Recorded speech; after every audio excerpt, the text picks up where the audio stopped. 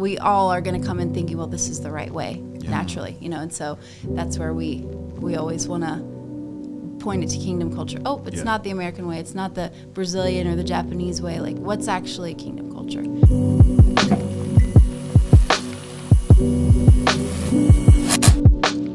Hey everybody, welcome back to another episode of the Iris Global Green Room podcast. We are back today with some really special friends of mine, Herbert and Lorelei Barbutti. Yes, that is their last name. Don't make fun of them. I get to though, but only her, not you, Lorelei.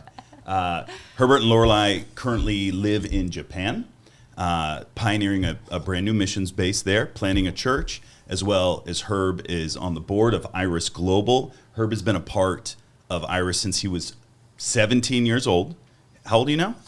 36. Wow. So almost 37. So almost 20 years. Almost 20 years. Chunk of time.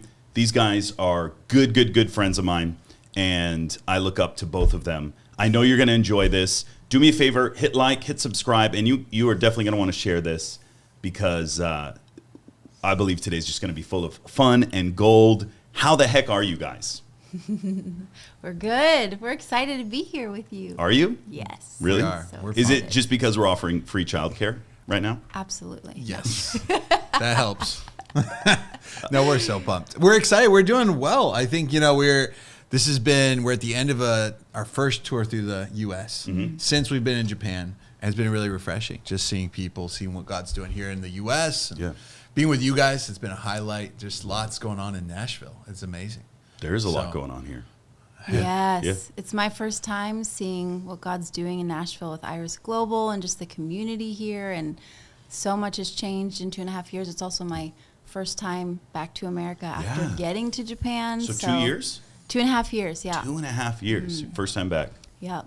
Man, so you guys, give us a little bit of history. How long you guys been married? Going on 13 years. 13 years. And you guys met where? We met next to Regent University, where we were both attending. And Virginia Beach. Yeah, in Virginia Beach. And had a fun time there doing missional community and, going to some pretty, just doing outreach in some poor neighborhoods there and doing life all in a community there. And then I went to Mozambique for the Harvest School where it was already his home. I didn't really know his whole story, but he showed up there and we started dating shortly after. Wow. That's the very short Okay, version. so what was your intro to get to know? What was it? Like, are you an angel? What line? Oh, you want to know? I would the actually like first to know. Yeah, please. conversation? Okay, so because I've never You hit seen a this really part of prophetic This her. is a very interesting story. So a mutual friend was like, you guys should meet because Lorelei, you want to do missions. This guy's been a missionary for a while. And so you guys should be friends because I was about to leave everything. And so she was like, hey, here's my friend. And she left us together alone, like at the church. How old are you guys? Just really quick. 19 and 20 or 19. 20 and 21. Okay. And I didn't have a full context because there was a lot of missionaries that had come in that day. So I was like, oh, hi. Oh, we're both at the same university. Oh, cool. Oh. And he was like, oh, wait, what school in Regent are you? Oh, religious studies. Oh, Want to be me Pharisees, too. Yeah. And he was like, oh, wait, so you haven't heard of me? I'm like a legend over there. And I was like, Stop. You said this, Herb? okay. I did say that. Okay. No, And then- okay. Just wait on the sidelines. I want to hear all of this. Then I he did. was I like, said I it. got to go, and walked away. That was it. Was this a strategy? And it worked out, Hold on. Was everybody. this like a strategy? I think or were it you was. just pompous? No, I was humble and I was being honest. And and so, okay, I was in that celibate mode. I don't know. We weren't quite as close back then. We need but to talk about celibacy. We need to. It's a real call. And so, but for me, it wasn't like a lifelong celibacy thing, but Either you are celibate or you're not. it's I true. feel like It's true. But what I would tell people is like, I'm living now, unsure if I'm ever going to be married. And so that's what God was doing in my heart. So by the time Lorelei came, I'd already been at that university for about 8 months that first year. And then I was back in Mozambique for the summers doing the school and helping with outreach and several things. So I just came back, and everybody in that kind of bubble. It was a very small school, and they all knew I was a celibate monk. That was my nickname. I was a celibate monk. I lived in the monastery. His home was called the monastery. And a girl went up to you, right? And several girls would just go, "Don't like this guy. He's not flirting. He's not He's dating. dangerous." And so, Are you serious? No, they said, don't ever think about liking Herbert Barbutti because he will confront you and tell you that you're in sin. Basically, if you show any kind of rumors, right? This is like, hold on, all happening. because I hear the same thing from missionaries. No, I'm just kidding. Except they're like, don't let Herbert confront you. He'll tell you you're in sin. That still happens. Okay. No, continue on, Lorelei. I like this. Yeah, so then we ended up, my same friend convinced me to come hang out with them at an event at his house. I was like, it's not going to be fun. But they were so... Just a confrontation party. Actually, it was a little. It was a little different. It was a anime party, which was, I don't know if that's better or worse, but... It's worse. But we can talk about that later. And Yeah. then we got called Japan, so it worked We out. had no idea. But anyway, so they actually that community was so radical, so in love with Jesus, and I had been so hungry to live what I was seeing in the scripture, leave everything behind, sell everything you have, come follow me. And I was doing it, and I thought, I must be the only one with like the 100 people that I know around me in church life. And then come to realize, no, there's other people doing this, because I was about to leave for the mission field. So they were really inspiring. He was the only person that wasn't like, you're an idiot for leaving university, leaving everything behind and going to missions. He was the only one that was like, yeah, go do that. Go leave everything. So it was very inspiring to me. Nothing romantic at all. He was obviously a celibate monk. Nothing romantic. That's what I want to hear, my happened later. origin story in Listen. marriage. And then we weren't dating. Yeah, and we then were just friends. at God this spoke point. to me in the middle of a huge encounter about my calling and different things. There was like a pause, and heard the audible voice of the Lord say, "You will marry him." And I saw him sitting in his room where he was, and the Lord pointed him out. So Okay, so let's talk about that for a second, because that doesn't make it easy, right? Just because the Lord says that. Right. What do you think? Do you think people need to have that word before they marry someone? I think that you should hear from the Lord. Yeah. Yeah, it doesn't have to be an audible voice, but if you know that you want to serve the Lord and you might do hard things, which is everyone that follows Jesus, you need that foundation of God put us here together and he's ordained this marriage to have that confidence when everything is shaken. So I needed that. Certainly we've needed that. So I think it's a great idea to hear from God about your marriage. Yeah, It's the second biggest decision of your life. And then how old were you when you guys got married? 22 and 23. 22 and 23. Do you think it's wise to get married young? Depends. If you're mature. It depends. I think so we even started dating, and I think a lot of people, they assume a lot about God's will based on opportunity and what's happening around them. Okay. Right? So it's like, it's an open door, so this must be God. Right. I got accepted to university. I had a scholarship, so that must be the school I'm going to, without really asking God. And so actually something we did, we both needed a sign for like marriage, just pursue the relationship. And I got a sign. I had a ring, and I was praying. I was actually with Heidi up in New England doing a thing at universities, and she was always not a fan of the celibate thing, and I had long hair and didn't want to be attractive, and she was like, "What is wrong with you?" She's like, "Get married, love," and I was like, "Nah," and so, but she's my leader, and I said, she said, "Oh, your heart's gone hard," and I was like, I'll pray about it. So I went home after that, and I did. I prayed about it, and I felt the Lord say, "Hey, what do you need to break the vow?" And I went back to when I made it a couple years before, and I don't do this. I think you know this. I don't like going like, "God, you would have to move this way, otherwise I won't move." Right. That's not normal. But in this area, it is such an important decision. I knew God's heart. He wanted me to be in the right place. And so I just said, I need a sign, right? Or I need an angelic visitation or audible voice. And so I had a ring that I put on with the vow, right? And so with me, jewelry, I often would get signs with that. And so I knew it was going to be with that. If it was a sign, I would have preferred an angelic visitation. But, right when I started praying about Lorelei, who was a close friend. I didn't have any real feelings for her, but she's going to the mission field, and there's some things lining up that were, amazing. I really admired her. And so I started praying into that, and immediately, when I heard the Lord ask me that, it was after I was praying about Lorelei, I said what I said in the beginning. I need a sign and immediately my ring broke. It snapped. What? And Like so it just fell it off? just, well, no, it didn't fall off. It just went bing like Okay. this. It just It was opened the up. ring that was like he put on. when Remember he the started Congo? I got a ring, remember? Yeah. Because of the single girl Cassandra on the team. It was that one, but I moved to the other hand. So it was a steel or like silver, I don't know, ring. And it just popped, immediately.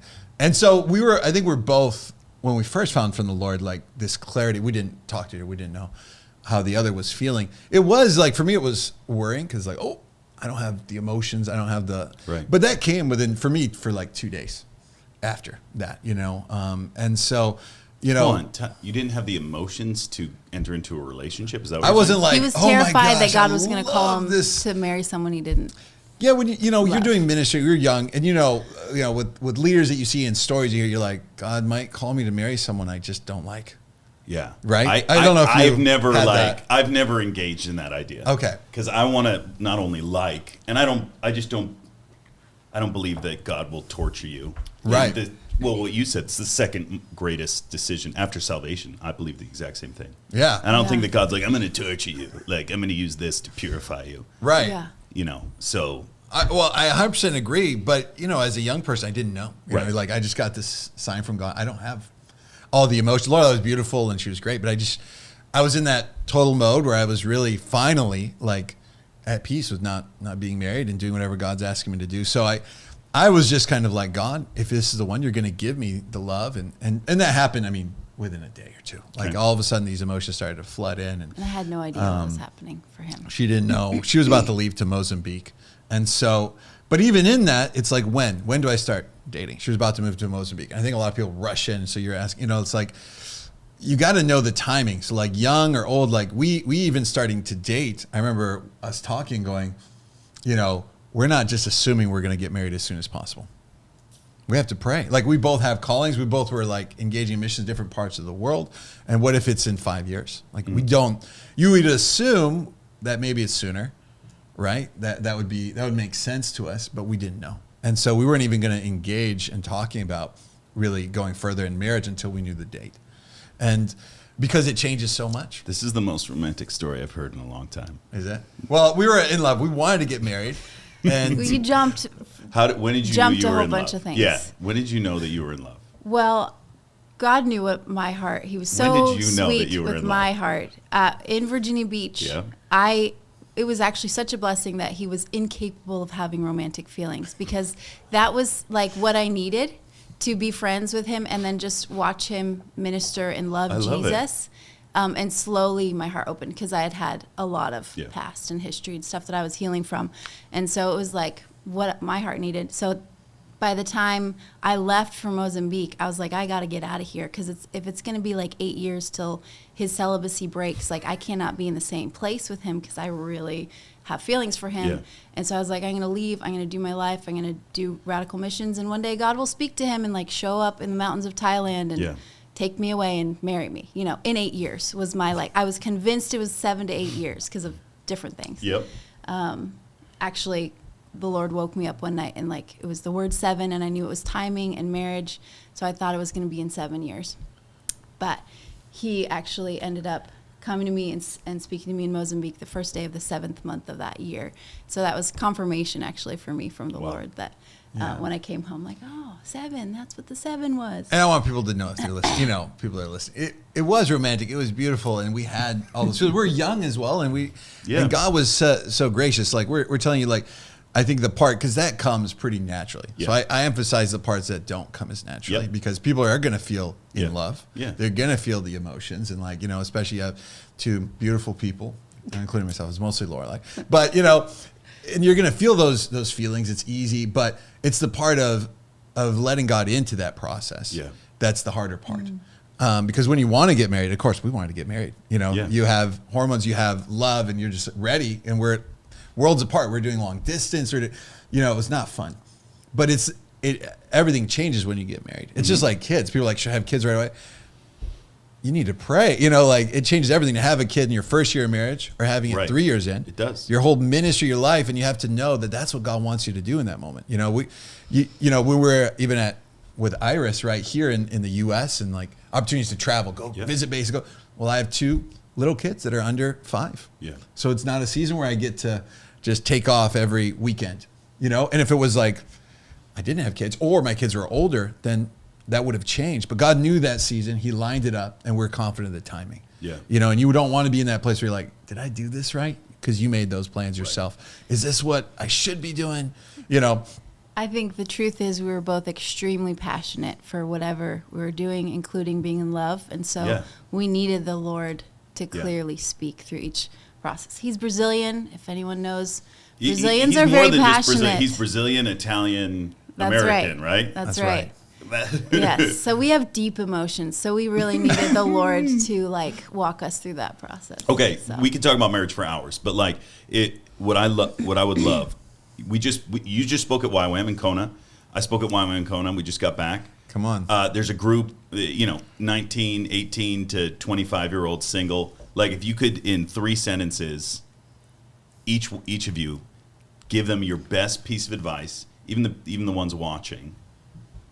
Marriage. On marriage. Finding and one. entering. What would it be? You start. Get lost in Jesus. Mm-hmm.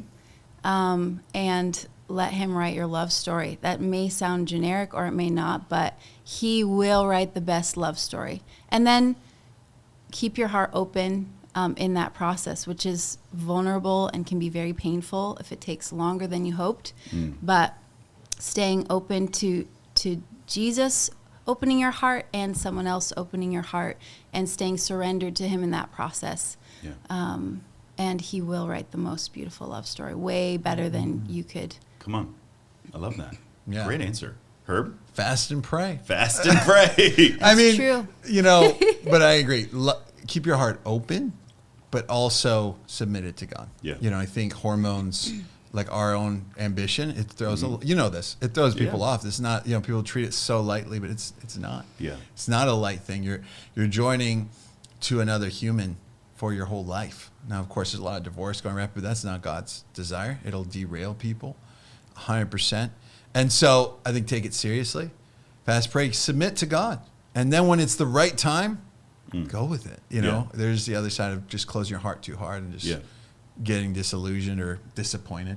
And then once you're married, connection, pursuing connection in the midst of and keeping. So how do you guys do that as you guys are pioneering in Japan, pioneering around the globe? How do you guys connect? I mean, very practical little things. We have always done community, so we always have lots of people, including our kids, our 3 amazing boys. Just let me pause you for one second. When you say you do community, that means we what does that live mean? with people. Right. We disciple life on life, and they are full-time with us in some manner, whether they're full-time missionaries or coming to kind of receive healing. In your house. In our home. Yes. Meals together. Constantly. We go out together. And so that's what we've done actually from not the first, I think the first year, maybe, at least the first 8 months, we didn't have people living in our home. But pretty much since then, we have. And so regular dates, part of how those that we're pouring into can serve and contribute is watching our kids so that we can go on a date and get that connect me and him time. And then daily, we've been growing in just daily connects. Sit down. What was your high? What was your low? Praying together, even if we're both falling asleep at the end of the day, it feels like, okay, but it really helps to just take those moments together and hear how our hearts are doing. Hugging is important. Let's go. Yeah. Hugs. 30-second regular hug. 30-second hug. Somebody Who told came you up with this? this There's thing. a formula, I don't know. but somehow it works. No, it really Somebody makes a said it. difference. I don't know These who said simple, daily, you don't always feel like doing certain things, but it does, pursuing connection above other things is so important. I've hugged Herb a lot. And it's like good. hugging like a big furry teddy bear. Yeah. We've never done a 30-second. Let's try it after the On pod. video? Yeah. Let's try it. See if it works. Yeah. It sounds delicious.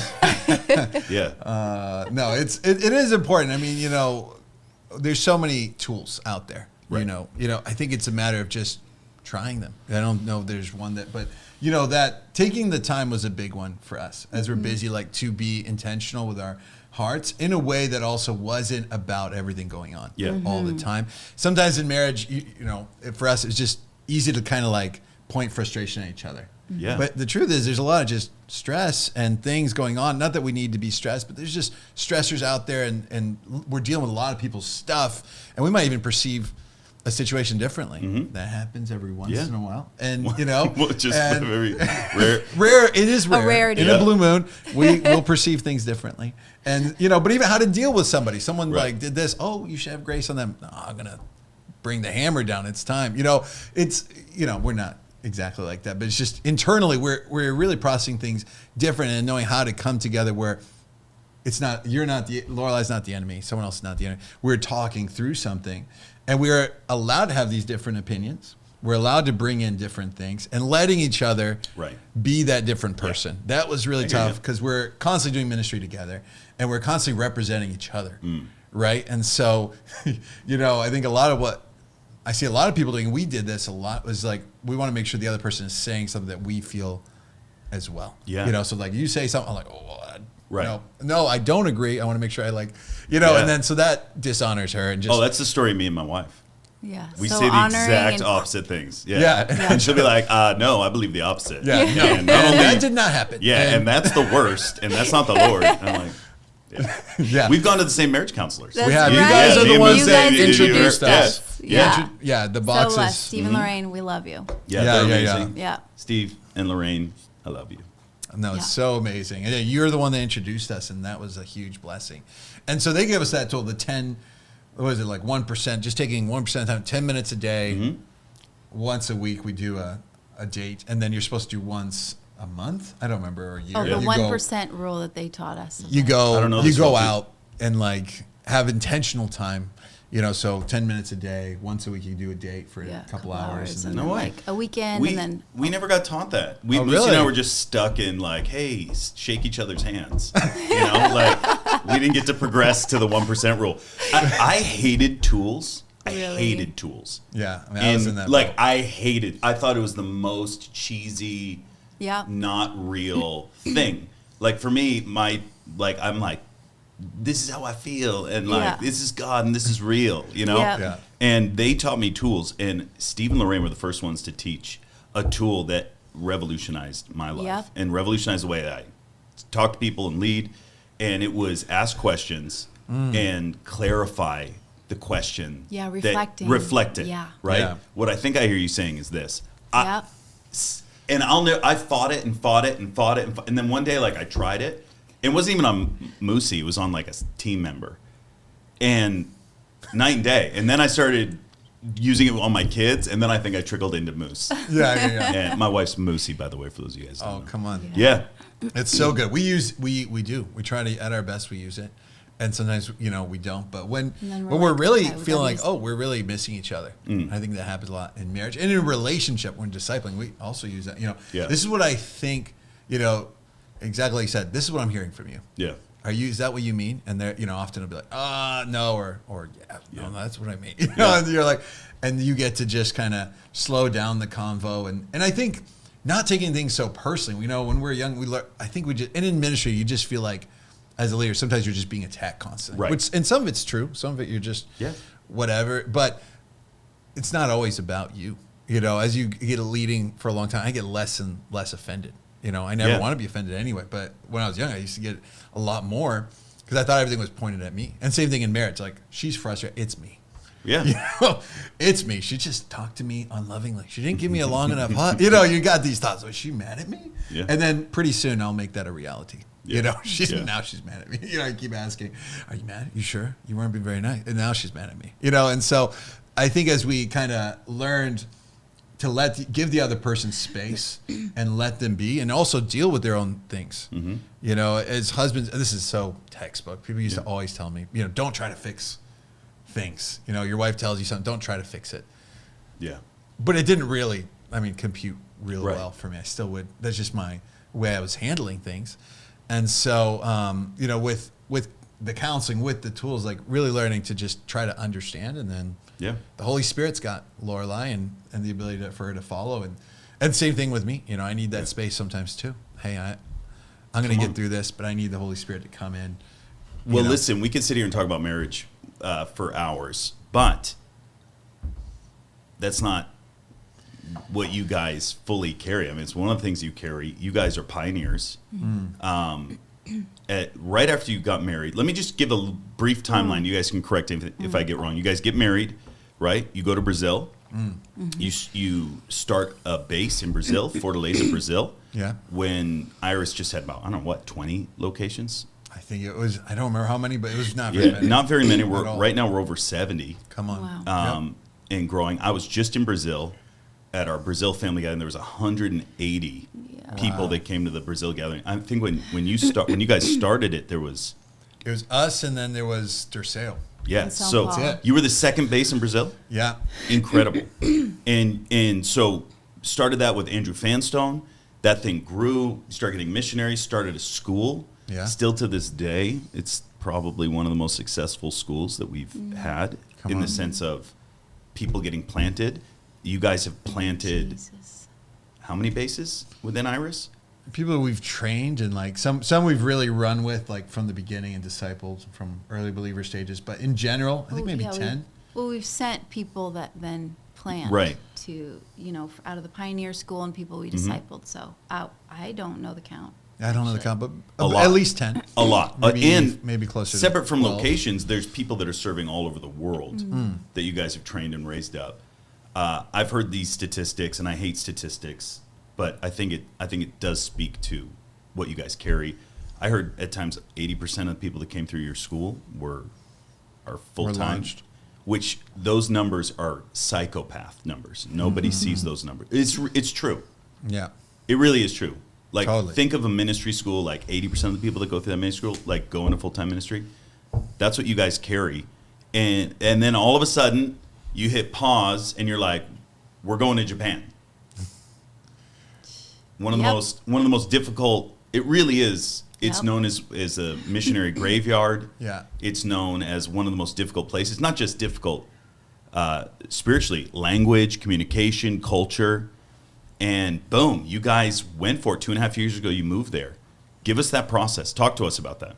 Yeah. Well, anytime we talk about Fortaleza, I could just cry still because it's a huge, big piece of our hearts. And it's like, family. We love them. So much has changed and grown and all those things. But that will always continue to be a huge part of our hearts. We knew that Asia was like on the horizon before we even moved to Brazil 10 days after our wedding. So we knew it was going to be after. Hold on. At some 10 point. days after your wedding, you moved to Brazil? Yeah.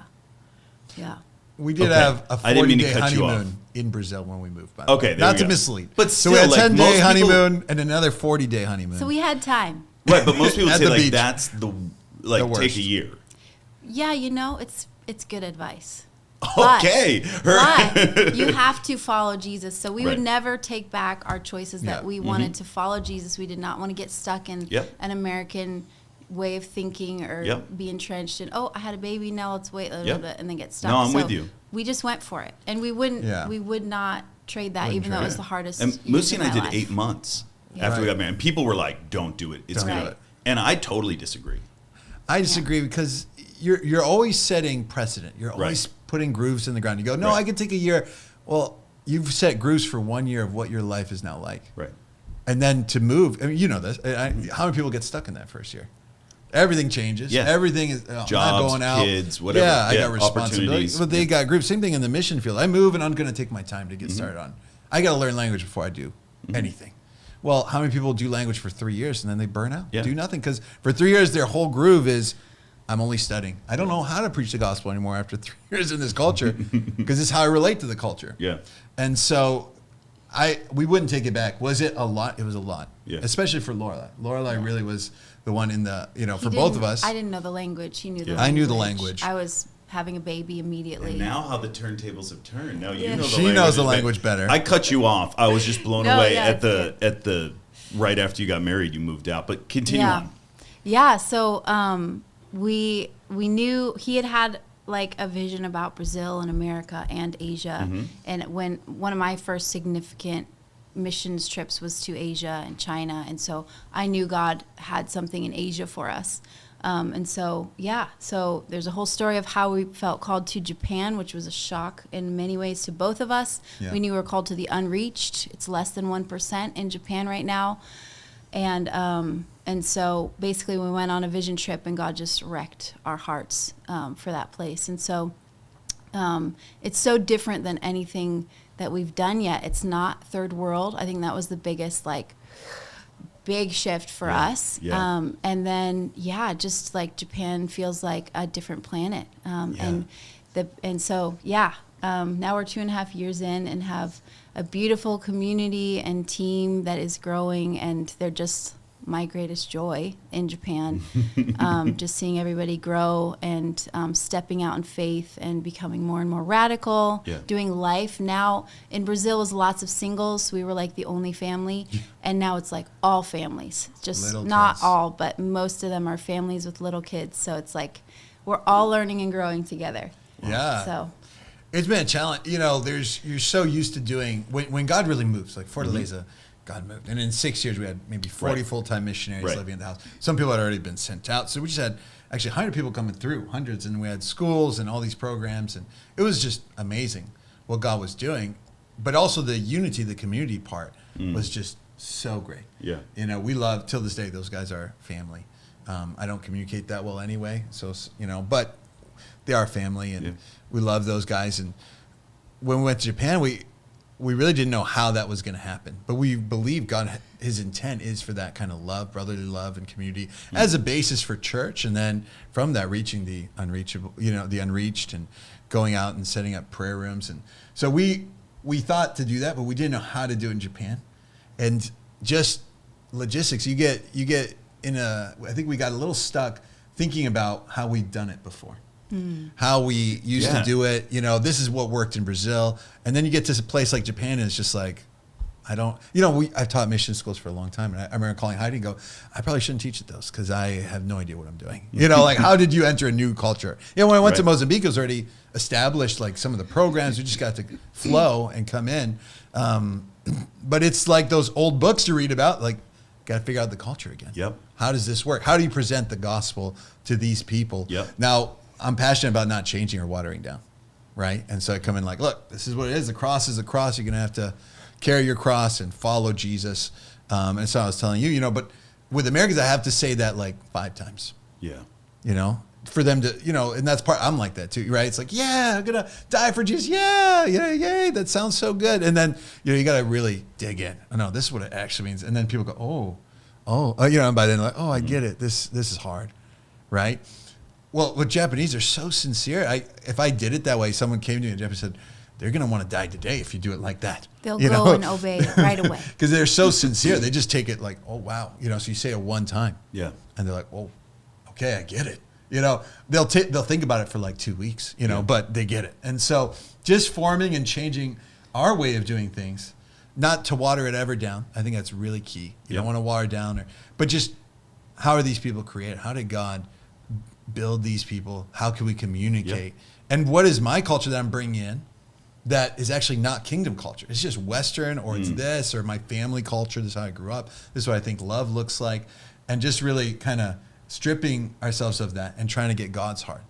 And so it's been beautiful for us to grow and learn about God's heart, but it's also taken so much change for us and how we think, and like community. We all live together. That was great. Right. It was hard. Like, I think most people get how hard that might be. But it also provided so much opportunity for discipleship and love in that context. And then when you're in Tokyo, we knew God had spoken to us. We weren't going to all be in one house in the beginning. Yeah. And so now we're living different, in the same part of the city, but definitely have to commute to each other. And so how do you do community when people are living in their own houses? And how do you do discipleship in that zone and build the same level of love? It's stuff we're still praying about. We feel like God's given us a breakthrough. Been there for 2.5 years, but we're always learning and growing, and just need the Holy Spirit all the time. So what's been some of the largest culture shocks for you? Like what? Yeah. I think walking into Tokyo for the first time, like moving there, was the silence in the largest city in the world. what you hear when you go into one of the biggest train stations in the world, where you're walking surrounded by thousands of people, what you hear is the swishing of pants and footsteps, because nobody's speaking. They really value silence, and like, yeah, they really value silence. And so there's just like not a lot of just community and conversation that happens. It's like basically prohibited to talk on the train. So you'll be in a train car with like 300 people squished, you know, against each other, but nobody's talking. Everyone's just like looking at their phone. So that was pretty shocking. Just like, how do you build connection when there's only certain settings where it's appropriate to like talk, you know, or even, so that was probably like just like as I stepped into the country, and continues to be like, wow, this is, and coming back to America, like, oh, I can have a deep conversation with the Trader Joe's lady, like, about my life, you know? It's true. Yeah. Especially here in Tennessee, people go deep, like right off the bat. Yeah. Yeah. So that was shocking. And then, like Herb said, like, they're so careful. Like, a beautiful thing about them is they think so carefully and clearly about any gift, any word they say.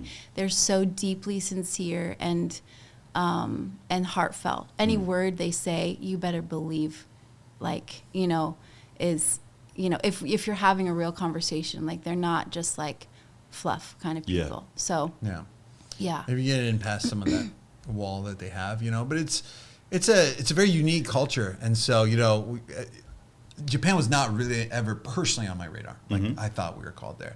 But it was always on my radar as a very unique place for missions. Like, a very interesting history. It's really, you know, one of a kind. You know, you have some of the considered hardest places. Excuse me. Bless you. And, sorry. you know, you have some of these hardest places in the world, you know, Tibet, you know, and you have these, and, but generally there's some trends on those. Like, it's highly illegal to be Christian, and it's persecuted, and all these things. And, or it's very hard terrain, hard to get there. And so Japan is open to Christianity, like, legally. Right? It's been open. There's been missionaries. There's been money sent. You know, it's like there's not really a block there when it comes to some of those natural factors. Yeah. But it's just never taken real root in Japan. And there is like, you know, there's a whole Jesuit. Why do you think that is? Well, I mean, what is really interesting is that, you know, we had the Jesuits did go in early on when it opened, and before it was really isolated. And so there was a bit of a revival there. It was taking root there among the Japanese. And then there was a mass persecution, so some of this is normal historically, right? Except what happened here is actually some of the main Jesuit priests not only recanted, which the truth is actually historically, there are a lot of people that recant their faith. But generally speaking, and this is, you know, weird to historians that aren't believers, a lot of people don't. Most people just remain faithful. And so, and you know, there's that saying, you know, it's on the blood of the martyrs that revival comes, right? And so there were a lot of martyrs, like Japanese martyrs, but some of the leaders, and this is unusual, especially at that time, the Jesuits became Buddhists and helped to, and some of the main, Silence. Have you seen this movie, Silence? Yeah. It was based on some historical facts, but it's not a true story necessarily. But some of the main leaders sent in, and the Jesuits did turn, and then later help them actually monitor for like Christianity coming in, any Christian symbolism and stuff like that coming in, and took on like Japanese wives and just fully came under that. Yeah, and so this is really demonic. This is really. And then there was secret Christianity where they would have Buddhism stuff, and then literally behind it they'd have a plaque of one of the saints or something. So it was like, so they were bound to it. It was hidden, you know, and that that's poisonous, I think, and made hiding your faith. Yeah. Well, and they were just bowing to, you know, so they're bowing to the Buddha, which you had to, you know, during that time. Now it's not exactly like that, right? But back then, and so they would say, "Oh, I'm bowing to the thing behind it." Yeah. You know, and so, but you don't have a boldness there anymore, and all the bold ones were killed systematically hundreds and of tortured, and you know, and so you have all of that, and I think the big standout is like there was a lot of those leaders that actually just denied Christ. Yeah. I don't know. And so there's a strong demonic thing still over that place. And I'm not saying it's just all back there, but it's just always historically, even back then, these are unusual things. And so it always stuck out to me when we, you know, research mission history. God, where you've been praying for places. So we always wanted to send people to Japan. It's always been just a place that, in general, it was considered a very proud place, really proud people that love being Japanese. And there was a moment of humility, deep humility after the war, right? But soon, very soon after, their economy started coming back. And then they were kind of, that became kind of their god and their identity is that they were some of the best in the world at what they do. And so, it's a very much still has that pride. Yeah. But with their economy now being where it is, it's just not doing great. The birth rate has been in constant decline. So it's just imploding in that sense. Suicide is through the all-time roof. high. Yeah, every day. Absolutely. Yeah, every day. The trains, you'll see the train lines shut down for a couple hours because personal injury, and that just means someone jumped in front of a train. Yeah.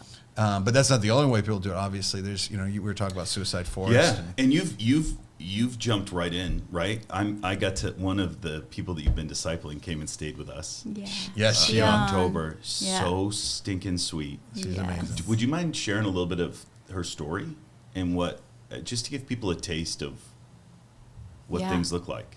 Yeah.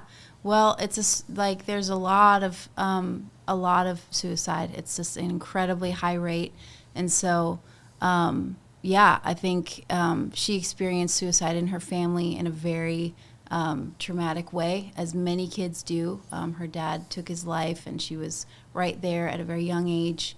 You told me they were playing, they were hanging out. Yeah. And then just moments later, she found him. Yeah. It was nothing's wrong.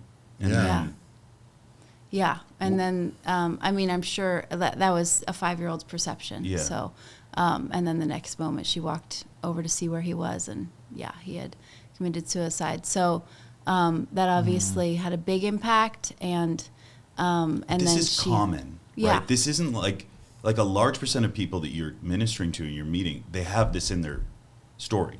Yeah. Either a friend or everybody somebody. has somebody. Yeah, it's common to know somebody. And then I think for sure. everybody has friends that are struggling with crippling social anxiety and depression. I feel most of the people I know struggle to go out a lot of the time, even just because there's so much anxiety and depression. More than 50% of they're called mamatomos, which means mom friend, which has been the major access point for me with my kids' schools and all that. And so moms, husbands, all of it. There's kids even that there's a term called hikikomori. Is this what you were telling me? The guys that lock. Please fill people in on this. I'd never heard this before. Yeah, so it's kind of a phenomenon in Japan where there's so much social pressure to be successful and incredible, and they are incredible. But if you fail in your own eyes or in the eyes of your company where you work or whatever, you lose your job. I think most of the hikikomori are in their 40s men. There are plenty of kids as well and women, but most of them are 40-year-old men who lost their job or some kind of social failure, and they just give up on life. They don't commit suicide, but they just lock themselves in their room and stop living. They won't even feed themselves if they have a mom or family member that will bring them food. But there's actually a part of the government whose job in society is to go clean up the bodies that have rotted. And so it's it's a known reality. So they won't take their life, but they will slow death, starve. Yeah. Yeah, and some people will live as hikikomori for years. So for it's not 20, always 30 that they years. will. But there's all kinds of factors, obviously demonic, and and so people will die. There's people that haven't seen sunlight for years. Crazy in Japan, and it's a term. It's to say it's normal is, I don't know how normal statistically, but it's very known. It's a normal thing. If you'd say, oh, hikikomori, people would know absolutely, and they would probably know somebody, or and so. And it's just crippling depression. Yeah. Because you've failed. Yeah. So you lock yourself away. Yeah. It's, and you've been in Japan quickly, I think, right? Yeah, very quickly. But it's, even if you go for a little bit, I think it's it's very, I think people are very fascinated. It's such a different culture. There's some real beauty to it, of course. But ultimately, we're there because the culture is terrible. That's why missionaries go.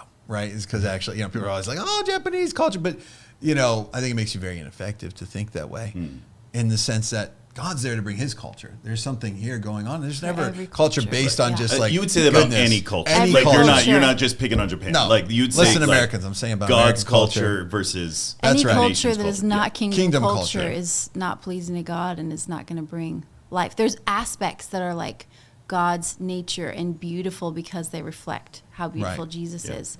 But it can be such a tripping point for missionaries that get intrigued and fascinated with the culture that they're in, wherever, whether it's African culture that's beautiful or a piece of Asian culture or Brazil, South American. There are beautiful pieces of every culture.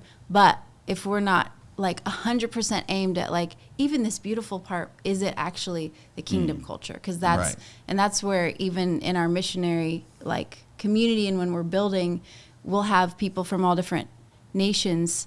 And, there's some of the nations, we all are going to come in thinking, well, this is the right way, naturally, and so that's where we always want to point it to kingdom culture. Oh, it's not the American way. It's not the Brazilian or the Japanese way. Like, what's actually kingdom culture? And for instance, there's not a lot of crime in Japan. It's one of the safest places. Our kids go on the train and bus every day to school. It's a 40-minute commute each way. And they do that themselves. Something I would never usually let them do in Brazil. Right. And it's still, some people are probably like, oh, it's uneasy. But actually 4 or 5-year-olds go alone. Yeah. In these little yellow school hats. And, it's safe. Now, it's not like there's no crime. But like compared to everywhere else, like it's, and I think people go, wow, but we have to look at like, if it's not based on God, where's it coming from? Why are people not stealing? Right, something's on the floor. In Japan, usually you drop something, you'll find it up on a little ledge next to wherever it was a day later. That's we've never actually lost anything in Japan. We've left things, and it's very normal. But it's actually usually it would come from a place of it's a very strong culture, very oppressive in shame, right? So shame culture, and so it's not really like, oh, I want to do good. It's like I should do good because otherwise I'll be shamed, right? Like, how can I do this? And so, you don't talk on the train. It's not like a written rule. It's just that it's inconveniencing everybody else by you talking loud. Does that make sense? So it's not a rule. You're not going to say like, it's like, don't talk on your cell phone on trains or, that'll say mostly for the foreigners, it'll have those announcements. But in general, you just don't do anything that would inconvenience somebody else because that would bring shame. Yeah.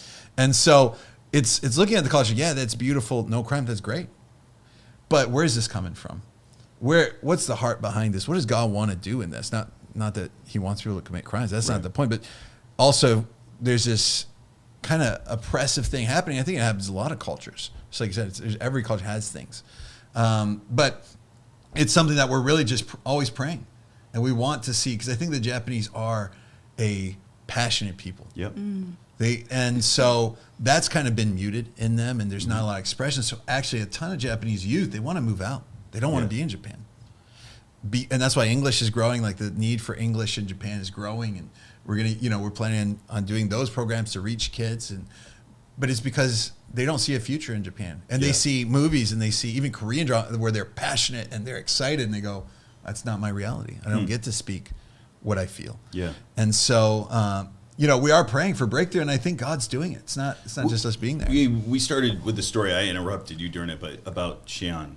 Yeah. Right? So she found her father at a young age after taking his life. And this is one of the first people that you have started pouring into in Japan. Yeah, right. Right away we met her. So the church that hosted our visa, they're amazing. They were having us do like Holy Spirit nights. They love Holy Spirit, which is awesome. One of the few churches in Japan like that. And so we were doing that. Shion came with her mom and her brother, and they got really touched. She got filled with the Holy Spirit and started, speaking in tongues. And it was like, she got baptized in the Holy Spirit for the first time. And from there, we were like, oh, she's really hungry. Something's happened. Let's meet together. And then she eventually moved in with us because we often do that. She wanted to grow in God, grow in English. It wasn't like she was moving in as a missionary at that point. She was 18 and had a season where she didn't necessarily have something going on. But now, 2.5 years later, she's full-time missionary, leading outreach and growing and leading worship and speaking English. And incredible. We've learned Japanese with her. Yeah. So Yeah, but funny story like that. I mean, I was asking Shion, like, where have you, traveled other than because she came to America and stayed with you guys. So great. She went to Korea when she was like 15 for her first time out of Japan. I said, what did you like about it? And she said, people seemed alive. Wow. Was literally her words. So it's just interesting. I mean, it's beautiful what God's doing in her Yeah. life and other people and other Japanese as well. We're starting to see. And, Shion actually, she texted me this morning. I don't think we've been connected about this, but she's really feeling to go to Libya. She wants to go and, into these hard reach places. And that's not something we've said. It's the Holy Spirit's moving. And we love that, she's just going for it. And she's passionate about God and pursuing Him. Marching into bars, preaching the gospel in downtown Tokyo. Yeah. It's just so awesome. So you guys you're in the early stages, 2.5 years in. It's totally different than what you thought, right? Yeah, it was hard to know what. I knew people were like, oh, you've pioneered before. And I was like, I've never done it with this age of kids and certainly never done it in Asia. So, but the principles of pioneering that you learned early on, like the heartbeat behind it, has been the same. Like you guys haven't changed. Right. I love that. But I've watched you both adapt. I've watched you both morph beautifully, because you have to a different season. I think out of all of our Iris bases, you are the one that's in the most first world city. Yeah. Right? Yeah.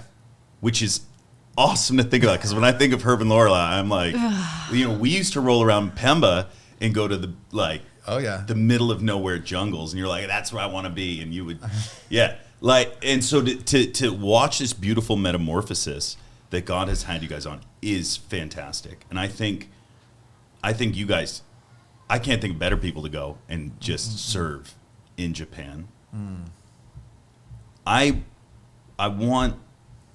And I haven't done this on any of this season's podcast, but one of the reasons why I wanted to bring you on is so that these amazing people can see you and meet you guys.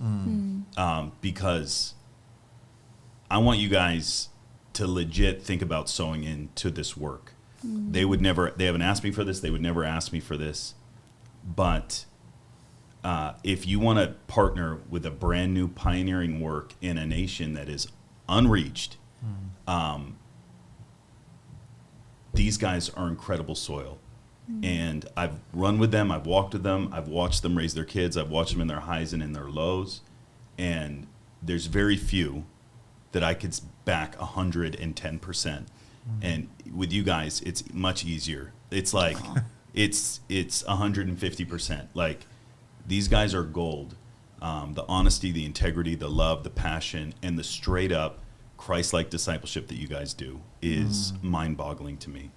And so I wanted to put this out. And you guys know me. You've watched a ton of the green rooms. I've never asked for anything like this in any of them. But I can't think of better soil. Wow. And so, how can they get in touch with you? How can they reach out? How can people partner with you? Oh, it's so sweet. Yeah, we weren't expecting that. I mean, we're at Iris Global Base, and so you can give through Iris Global, and you can also follow Lorelei's Instagram. Don't follow mine, because I don't. Yeah, you're the worst. But Lorelei posts stuff. What's your Instagram, Lorelei? And we'll stick it in Lorelei the LB. So Lorelei. It's a weird name. LB. Lorelei LB. What's the LB stand for? Lyons Barbutti. My last name was Lyons. Lyons? I didn't know that. Yes. And if there are ways, like because people are always watching, they're like, man, I want to partner with somebody. I want to, some people like buildings, some people like church, some people like, sewing into different aspects of different ministry. What are some different ways, like needs that you guys have right now? Yeah, well, we started a little church in our prayer room that God miraculously provided this building for us. So there's plenty that we still need to do with that building. It's like a 80-year-old house. But I think, we want to start some kids programs. We've also just stepped into the beginning of the adoption and fostering process, which will be we believe amazing, it's part of the breakthrough into so that's going to be a big investment, a big step of faith financially and in every other way. How much does it cost to adopt? I think around $10,000. Okay. guys, we can do this. That's easy. You guys can do this. This is a dream. So if they want to give towards that, just when you give on the Iris Global website, just earmark it, Herbert and Lorelei, and you'll see it. There's a way, and we'll put a link in the description. Yeah. And we'll make sure that if somebody wants to give to that they can. Yeah, and we love connecting with people. So send me a DM. I love connecting with people. And Awesome. yeah. Yep. Yeah. DM Lorelei. And come to Japan. We Yes, need more please. laborers out there. But not if you're weird. Not if Not if You can you're be weird. We're weird. No. But the right kind No, of weird. the right kind of weird. right That's kind not of what I'm talking That's about. right, yeah. You know what I'm talking about. Not if you're like a weirdo. Don't come. But we do. We need more missionaries out there. Yeah. And so we're starting. The borders just opened a few months ago Okay. because it was totally locked down for COVID for most visas. And so, yeah, anyone that feels called, it's part of our passion and our call is to train others and to disciple. So, that won't be for everybody, but those that are called to Japan, it's a good time. Like God is opening people's hearts historically, it's the best time ever that has ever been. People are humbled and they're ready. They're broken, but they're ready. Yeah. And that's where the gospel comes in, and people, it's when they humble themselves that God draws in near. So if you could handpick like 3 missionaries with skill sets for this next season, what would they be? Well, neither of us are administrators. So, I mean, skill sets, we do feel Worshipers? God pulling, worship Worship? leaders. And Worship leaders, we do 'cause I feel to think- start training as well and doing schools. So there's that. I mean, those callings, I think people that are passionate about kids, we just keep getting given a lot of children on the team, but also from the Japanese. They're some of the most open people. Everyone's so busy, but the kids have become, and some of them become very passionate for the Lord, really passionate, and are trying to lead their parents to Jesus. It's been, it was a girl that we've been kind of running with a little bit, and for her birthday, she asked her dad, her dad asked, what do you want? And she said, I want to be baptized for my birthday, which he said, no, absolutely not. He's Buddhist. But she comes to our youth nights. But she still comes, her and her brother, and through it, she has not given up. She's still in love with Jesus and just keeps reaching out to her parents. So people, God is moving in that sector. It's not actually the one we're like the most like, that's always what we do. But people that are called to that, we're always looking for more creative people that can work with kids. Yeah. It's funny though, because you give it 10 years. Yeah. Right? And they'll be 25. Which you guys will be. You'll be there for a long time. I hope so. And those ones will be the leaders. Yeah. Those ones will be, and you will have discipled them for an extended period of time, and then they're going to marry each other. This is actually what happened. I love this. I love hearing that God's moving on the kids. Yeah. Because you're going to have years to sow into them. Yeah. And they won't be have the hang-ups that the adults that you're ministering to right now. Yeah. Now we want everybody to come. But, That's right. Yeah. and that's such a strategy of the Lord. Come on. And if there's 3 areas, another really big one is just media. Okay. It's just a way So to reach media, people. kids, worship. Yeah. Japanese spend so much time on their phone because they're transiting for 2-3 hours a day. That's the lifestyle there because it just takes a long time. And what you do is you look at your phone. So that's actually one of the best ways to reach men and youth and people because they spend so much time on their phones. Yeah. Josh is coming. He's going to listen. When I say like I'm behind these guys 100%, I am. Come on. 100%. I'm actually sending my 16-year-old to be with you guys. Well, you guys are receiving him. Come on. Which is incredible. And, but wow. he got Amazing. touched very powerfully through you guys ministering to him. Wow. And when whew, I can't say this. I'm going to lose my stuff. So I won't. Just breathe. My son came up to me and he said, Dad, I want to go to Japan. And I was like, why? He's like, I don't know. It's an experience. And I was like, no. Because, like, you have experience. And he was like, no, but I really want to go to Japan. I was like, but, buddy, why? Like, why do you want to go? Why do you want to go? And it took, like, 10 minutes. And finally, like, in a moment of honesty, right? And I think he didn't want to share, you know, what was going on deep inside. Because he's 16. He's figuring this thing out. He goes, Dad, I want to be discipled by Herbert and Lorelei. Like, Wow. I've never heard my kids say that at all. And that's what you guys carry. I'm sending my own son there. So, like, I love you guys. I love what God's doing. The impact you've had on Iris, the impact that you continue to have on Iris, the impact that you've had on so many of our teams, down to my own son and my family, is incredible. You guys are pillars in Iris, and a lot of what has been built globally is fruit of your life. And I'm super pumped that you guys get to see these guys because, you know, of course you see Heidi, you see my ugly mug on the green room, you see Roland, you see, but underneath all of it is people like this who are just giving their all in all.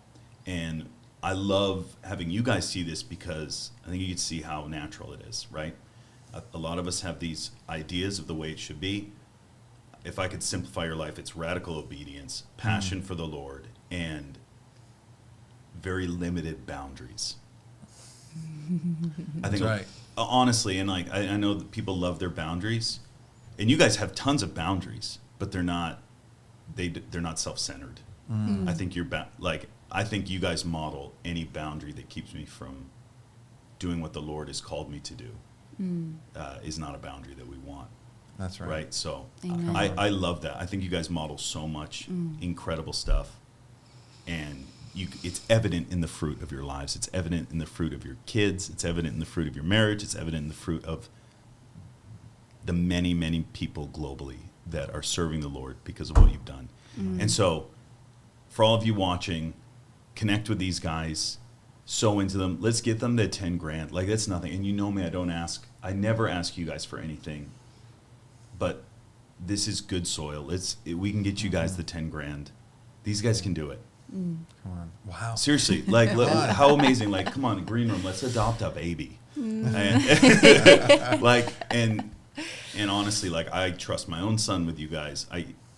Come on. I can't imagine how incredible it's going to be when you guys adopt in Japan. You guys are amazing. So, Wow. Is there any other ways they can connect with you? You said your Instagram. You're on the Iris website. Yeah. We as have well. our Iris Cross Culture website, which is Yep. not fully up and running, but it is. Okay. So you can look on there. Crossculture.org. Yeah. Crossculture.org. So that's our our NPO, and that's our name in Tokyo is Iris Cross Culture on Instagram. So that actually is great to just see yeah, like what's follow, happening in Tokyo, like what's happening on outreach, what did church look like, all that kind of stuff. Awesome. So yeah. Guys, jump in. I love you guys. Listen, we could talk for hours, but Come on. we've already gone an hour. This is Time amazing. flies when you're having fun. So good. Love Wow. you guys. Super excited for what's going on. And guys, like and subscribe and share. Send this to somebody, and because it'll bless them. And we love you guys. And I will see you on the next Iris Global Green Room. See you guys. Awesome. Thanks, Will. Great job, guys. That was sweet, man. Thank you so much.